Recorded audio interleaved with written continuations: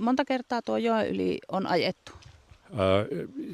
Tarkkaa tietoa minulla siitä ei ole. Tätä myös selvitellään, mutta on selvää, että kyllä siitä on menty useita kertoja yli. Se on aivan selvä. Niin kuin viranomaisillakin, niin myös meillä on hyvin tarkat ja selkeät toimintaohjeet, miten toimitaan raakkuympäristössä. Ja kyllä niin kuin tuollainen tieto joka tapauksessa kuljettajalla olisi pitänyt olla. Meidän prosessi on pettänyt tässä. Onko se tietojärjestelmä vai mikä, niin se selviää nyt sitten tuossa selvitystyössä. Edellytän, että Stora Enso ottaa täyden vastuun niistä korjauskustannuksista. Nyt siellä on kiitos vapaaehtoisille ja Metsähallituksen luontopalveluiden asiantuntijoille ja työntekijöille tehty paljon tällä viikolla, mutta korvaukset ei kuulu veronmaksajille, vaan yhtiölle.